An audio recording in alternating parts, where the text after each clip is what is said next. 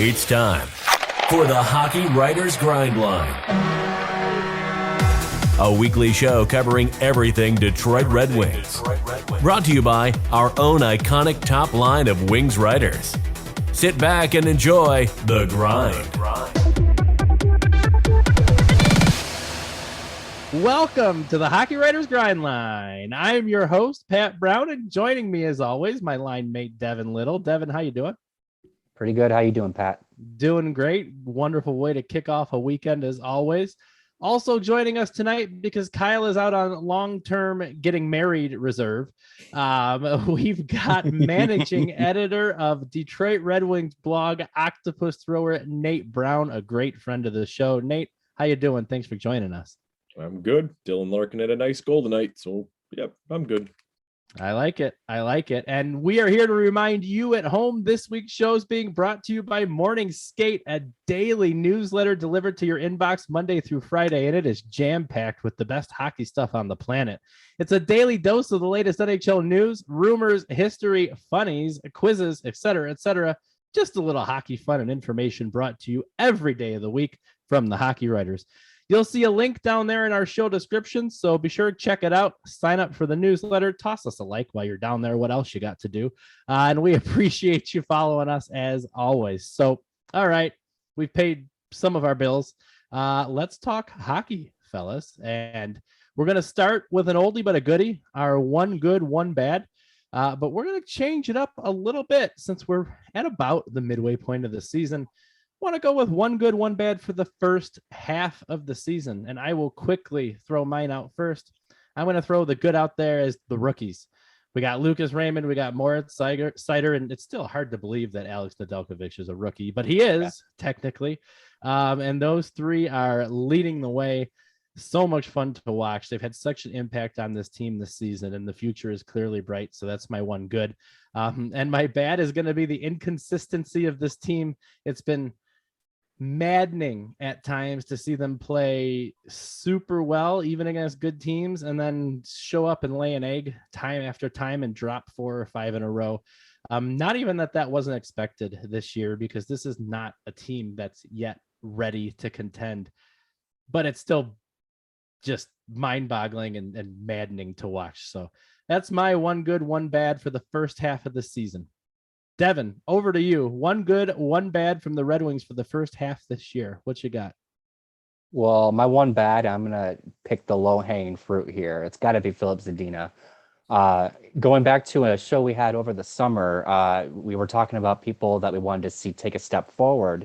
And I remember listing Zadina as a player I wanted to see take a step forward and hopefully kind of take a step to be, to be able to drive his own line. And I was looking at maybe him really kind of carrying the weight on the second line.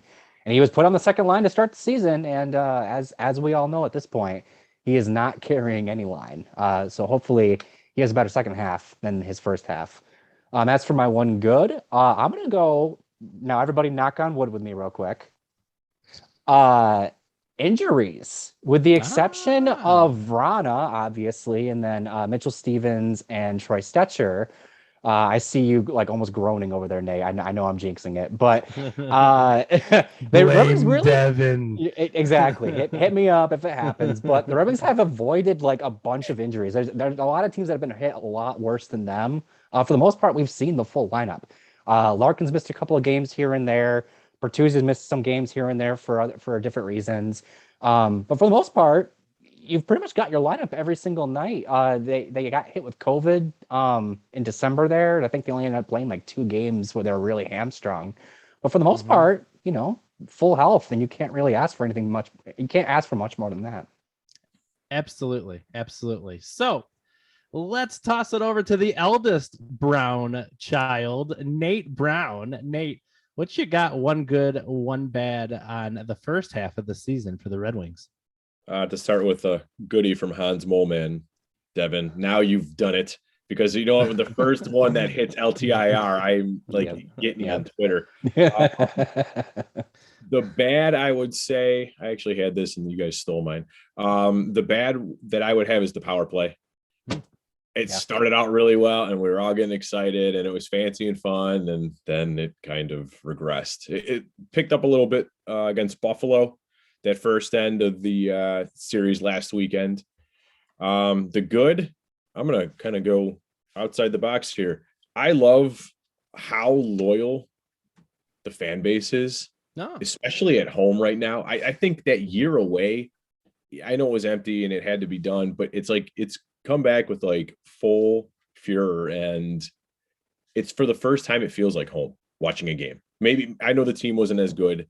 I mean, they're trending up, but it's loud. The crowd's into it, and we can't forget Devin's, miracle-like scream of what happened in that 40-second thread there at the game. But I mean, it's been a lot of fun to hear that reaction again, and it's never going to be the Joe. Thank God, because the bathroom situation there was awful. But it was that was our more like a home game. What's that? I said, but it was our Joe. It was our Joe. It was our Joe. Troughs and all. That way, exactly. Good stuff.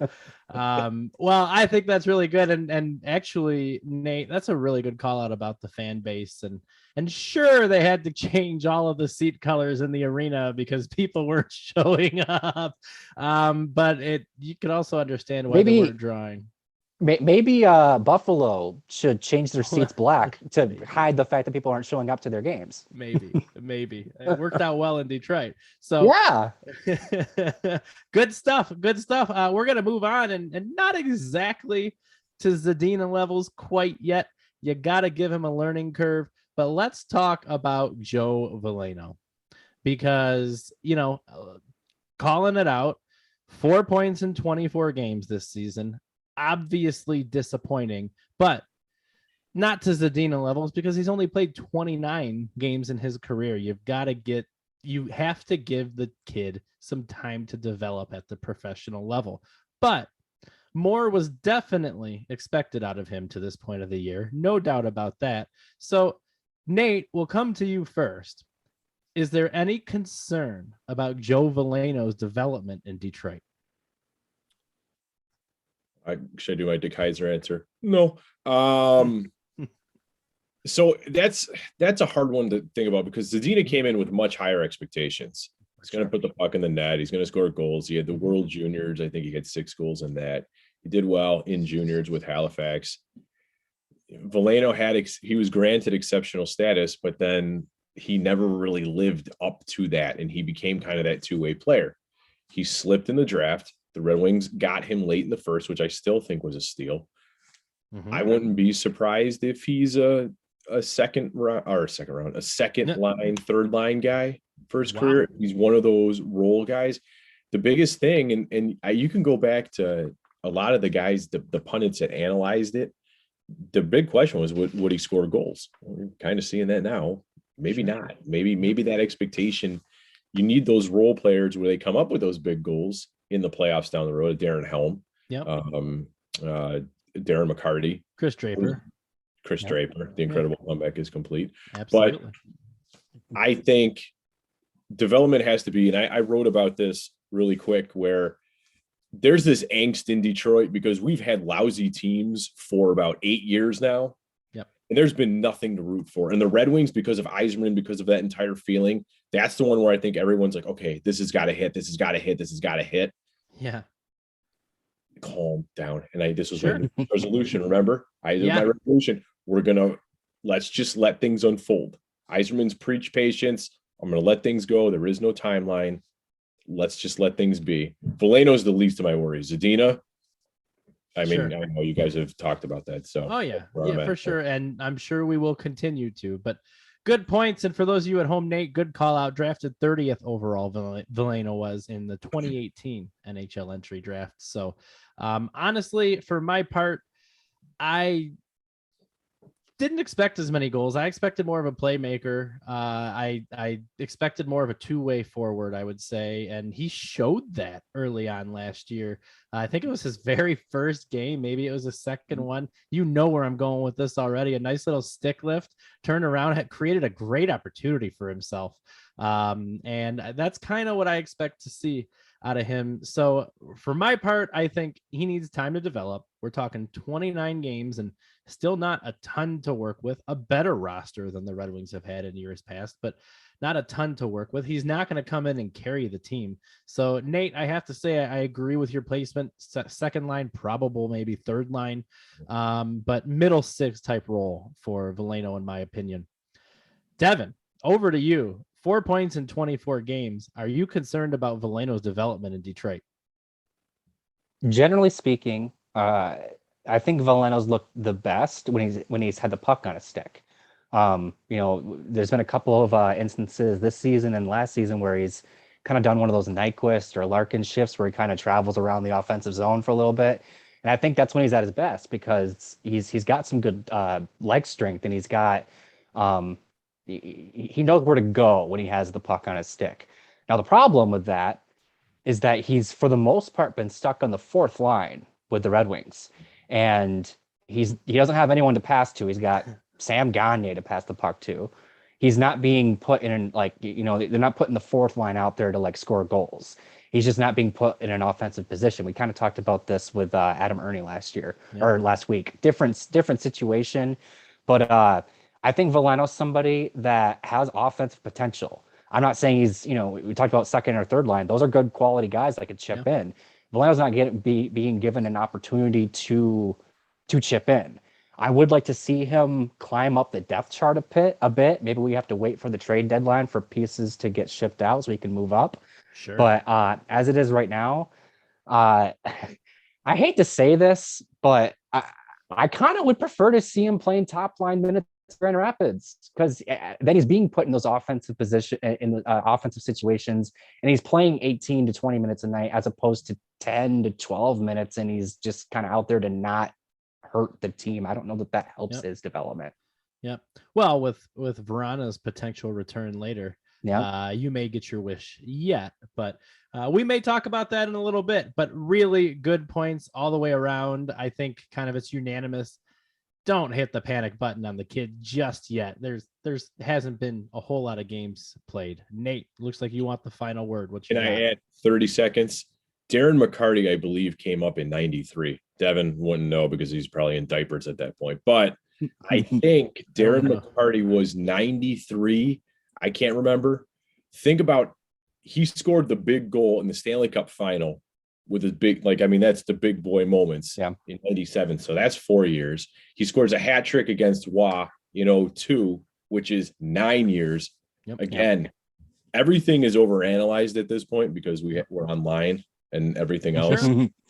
It's more of just, again, like you guys said, the patience piece. There, I'm done. I was thinking about that as you guys were talking. Really quick before we go to our next topic, which we have to do. Devin, what year were you born? 94. Yeah, he wasn't even in diapers yet, Nate. I was a glint in my father's eye. I had to do that to you, Nate. I had to do that to you. Okay. All right. We're gonna keep it going because do you hear that in the distance? Oh, yes.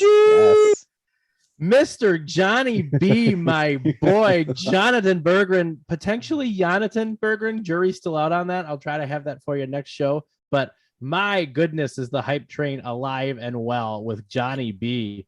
27 points in 30 games with Grand Rapids, 8 goals, 19 assists, including a 4-assist game the other day. And everybody is writing everything. Well, I wrote about him a year and a half ago. Thank you very much. But everybody is writing everything about Johnny right now. So I ask our esteemed panel here, and Nate, we're going to start with you. Will we see Berggren in the lineup at the end, before the end of the season? Here, let me rephrase that. Nate, will we see Berggren in the lineup before the end of the year? Yes. And I'm calling him JB, so I don't have to say his first name. Not Justin Bieber. Yeah, exactly. I think he gets a cup of coffee.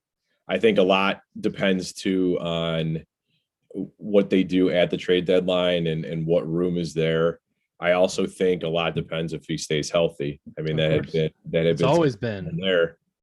But he has bulked up. If you've watched and seen, he does look a lot stronger on the puck. I mean, the move he made what was that, 3-4 days ago? I think I overtime winner. rewound that thing at least 4 or 5 times. Yeah. Just, I think it'll be very brief. I think it'll be to kind of, whet his appetite a little bit to kind of see where he's at. They did that with Svechnikov. They did that with Zadina, just to kind of give them that opportunity. But I mean, it's only January, so hopefully we do see him. It'll be a lot of fun. It's good stuff. I like the cup of coffee. You got to think it's probably, if you see him, that's probably going to be the situation.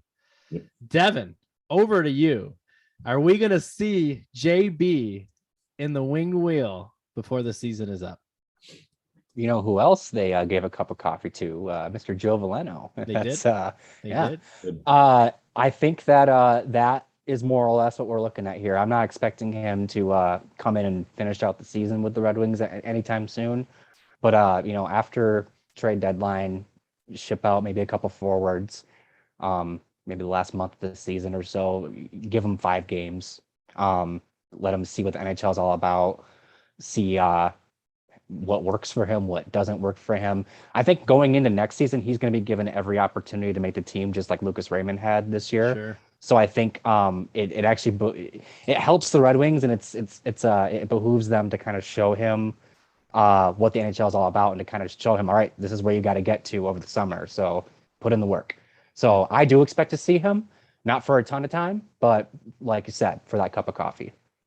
And all this talk about coffee, now I want some Tim Hortons, and a sour cream glazed donut would be perfect. So we need to get Timmy Hortons back down here in Arizona, because there used to be one at Gila River Arena, but there is not anymore, sadly. My take. No, until you. I like cold coffee, cold brew. Yeah. Let me cold brew. My take on Berggren, I think, just like you guys said, absolutely health withstanding. And he struggled with that in the past. So again, knock on wood. Any injuries happen, it's all Devin's fault. So at least he's absolved me from that. But health withstanding, I think you definitely see him come up for probably the end of the year or whatever, cup of coffee, like we've been saying. I think you see a flash, and I mean, how can you not, with what he's doing, how can you not give him a look just to give him a taste? So good stuff, and really good perspective there. So appreciate it. Now we're going to tell you at home, we're not advertising for Tim Hortons. No, we are advertising for the Hockey Writers Morning Skate. So go to morningskate.io so you don't miss the best daily hockey newsletter, frankly, on the planet. It's delivered every weekday at 8 a.m. sharp so that you can be the first to know what's happening in the world of hockey. How about that transition, boys? All right. So we're in the bed. You could have a Tim Hortons. You could have Tim Hortons with the morning skate. There you go. Oh, I like it. There you go. I like it. Maximize those opportunities. Very good. Let's go back. Hit us up, Timmys. We can do this. Hit us up. We certainly can. In fact, the hockey writers, I think it was Alex. I think with the Hockey Writers, who just did a nice profile on Tim Hortons' hockey career and subsequent coffee career. So you guys should check that out. I really enjoyed it, actually. It was pretty good. So good stuff. All right, let's get back to our comment corner, because we were back on the regular last week and we got our comments again. So thank you guys for chatting with us. We always enjoy going back and forth. Don't forget to leave those comments down below and let us know how crazy we are. And we're going to start with Mark Way, who indicates Moritz Seider is the real deal, but is he too slow of a skater? There's some concern there around his speed. I will sound off super quick. I'm not concerned at all about his speed, because what's more important than speed is positioning and hockey IQ. And Nicholas Lidstrom, if you recall, and I know it was a different league. I know it was a different league back then. It was not nearly as fast as it is, but come on, Fedorov was fast. They had fast players. But Nicholas Lidstrom wasn't the fastest skater. He was just always in the right position. He was always making the smart play, and that's what Seider has, is that hockey IQ. In addition, I actually think Seider is deceivingly fast. I don't know if fast is the right word, but I don't think he's as slow as he looks. He's got a long stride. He's got a really smooth stride. And I think that can be kind of deceiving because he doesn't look like he's charging up and down the ice. So I probably took both of your talking points, which is why I went first, because I'm the host and I can do that. But Nate, we're going to come to you next. So Nate, tell us, Moritz Seider, are you concerned about his speed? Does he need to work on that leg strength and picking it up a little bit, or what do you make of that? Yeah, this felt like a press your luck pass moment to Devin. Yeah, I agree. Yeah, and that's it. All right, sorry. We're good. Back on track now. Back on track. It's like school. The everything you said is exactly right. Positioning is the most important part, but Yzerman's going to go after the high IQ guys, the guys who are going to make the plays. Where if you've watched him, he just does these little deft things, like just as they're about to make this pass to get a high danger like shot, he just puts that stick and just redirects the puck somewhere else. The speed thing, sure, he's going to get turned inside out a couple times. He's young, and he's going to have to learn how to adapt to that. But yeah, I think the Lidstrom comparison's like really good. Again, different league, different style, everything else. But of all the players on the Red Wings, Moritz Seider and Lucas Raymond are like at the very bottom of my list. So it's a good question. It's a great question. Yeah, definitely. And an astute observation too, because kind of like what we said, he's not the fastest guy on the ice. And the way the league has gone the past decade or so, even a little bit more, it's a lot faster. See it on the power play the most is where you see that lack of speed. Yeah. That's really where you see it. Makes sense. Devin, over to you. Moritz Seider, are you concerned about his speed? What do you see out of the lad? Two things here. One, when I read the comment, it's funny that the comment was on last week's episode because you, on the show, Pat, you laid out what made Lidstrom so good, and it wasn't his speed. It was his positioning. It was his hockey IQ. No one was going to say Lidstrom was the most mobile guy on the ice, but he was arguably the best defenseman to ever play the game. As we've already said, I think that comparison is really good because I don't think Seider needs to be, I don't think he needs to have Larkin speed to be effective. He just needs to be smart. And he already at the age of 20 is a very smart hockey player. He's only going to get smarter. Second thought, you just kind of touched on something that I think is an interesting thing to kind of consider. The modern day defenseman, as people call it now, is effectively a fourth forward. Yeah. You see Cale Makar, Quinn Hughes, all guys like that jumping up and essentially being that fourth forward. And they do that through their speed, through their offensive IQ, blah, blah, blah. I don't think that that's the only way to be a modern day defenseman. I don't think that being a forward makes you a good defenseman. I think that being a defenseman makes you a good defenseman. And I think that Seider is never going to be that fourth forward, but I think he's going to be the best defenseman on the ice. He's going to be an Alex Pietrangelo, Nick Lidstrom type of guy who just takes care of business and knows what to do in the offensive zone. He doesn't need to jump up in the play. He'll be back there quarterbacking it, and that's perfectly fine. God, that was poetry. Devin, that was poetry. Nice work, boys. We're off to a strong start here in comment corner. I like it. So up next, we've got a comment from Lord Venom. I love this question so much. Who would you replace Blashill with if he ends up getting canned this year? And I'm just gonna go with two words and kind of drop the proverbial mic and pass it along to Devin here. I'm gonna say Igor Larionov. That's my pick. So Devin, to you, who would you replace Jeff Blashill with if he ends up getting let go at the end of the year? Well, the caveat here is that, I have to replace him because I don't know that I would at this point. Right. Yeah, that's the caveat. Absolutely. Yeah. It's hypothetical. He was fired. Who are you bringing in? Yeah. I think we're on record at this point that we're all, Kyle included, pretty keen on the idea of bringing Larionov in. So I'll echo that statement too. A couple other guys that kind of come to mind. If you want to bring in like a more experienced guy, because, let's not forget, this is Jeff Blashill's first coaching stint in the NHL. Paul Maurice just became available. He's definitely about as experienced of a guy as you could get, and he's had success. He was the head coach of that Carolina team that the Wings demolished in 2002. So he knows how to get a team to the promised land, kind of. But and then there's a couple other guys that I like. I like Jay Woodcroft, which is the nice. coach of the Bakersfield Condors.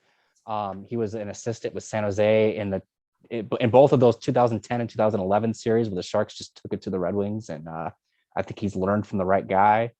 And that right guy is Todd McClellan. If he ever becomes available from the LA Kings, I would be very interested in seeing him join the Red Wings. Remember, he was an assistant with Babcock back in the day. So those are a couple of guys that come to mind. Those are solid ideas. Sorry, I laughed there, but I like how you're selling the idea of a guy and at the same time saying the team that got demolished in the finals. I mean, come on. It was the 2002 Red Wings. Well, I was going to say, under any other circumstances, that team might have stood a chance. Right. 10 Hall of Famers on that team, and that's not even including Datsuk, who's not in the Hall of Fame yet, but will be. So absolutely crazy, but really good points for sure. So, Nate, over to you. If Blashill gets let go, who do you bring in? Who's the next coach of the Red Wings? I said online it should be Devin. So that's it. I'm done. I'll take the job. I'll take it. There you go. Just let me be the video coach or something. I just want to watch video all day and be like, guys, look at this. Moritz Seider isn't that slow. Here it is right here. Well, you just said you're watching Eiserman goals, so yeah, you're hiding. Hey, YouTube. You're not on YouTube. It's the game. Lane Lambert, I think, is a good option. I think I like him. Obviously, that was Eiserman's roommate, and he knows him well. But you have the idea too that he's pretty much been an apprentice with Barry Trotz. Yep. So to think about now, I don't know what direction Eiserman's going to go, but if you look at Tampa, he went with Guy Bouchard, who was new in the NHL, and then when the 1-4 didn't work out anymore, he got rid of him. And then what does he do? Well, he takes a huge risk in John Cooper, huge risk, and well, it paid off. I've kind of felt that Lambert is that guy. I think he, to me, like logically sits there. I don't know anything outside of that, but Todd McClellan too. I am in love with that man because the most efficient power play they had was him. Yeah. I mean, I know the talent, but look at what he's done in other stops. Yeah. It was tough to see him go when he left. So good things there in LA and it was tough to see him go for sure. What about Dave Tippett, guys? Dave I Tippett? Couldn't resist. I had to. Sorry, Kenny. To be fair, I don't think he's the problem, but holy cow. Coming undone here. So I will end this topic with this. Come on, do we not see what's happening in Detroit here? You got Eiserman as GM. You got Draper with the team. Maltby was just at Gila River Arena the other day as a scout for the Wings. And they brought in Nicholas Lidstrom, and you're telling me Igor Larionov isn't going to be the next coach? Come on. Or Fedorov. Yep. Oh yeah. Oh, that'd be a great way to get his number retired. Too. I can't say no if he's right there. I love it. We're on. I love it. I would like to be a fly in the room with Jimmy Devillano if Sergei Fedorov waltzes in and gets the head coaching job. With walking down the aisle like Vince McMahon.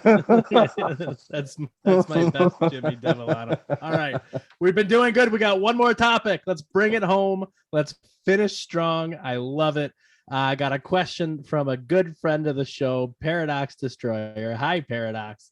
And this is the question of the hour, right? Because everybody is eagerly awaiting Jakub Vrana's return. Who gets bumped from the lineup when Vrana returns? And I think we started with you, Devin, last time. So, Nate, we're going to come to you first.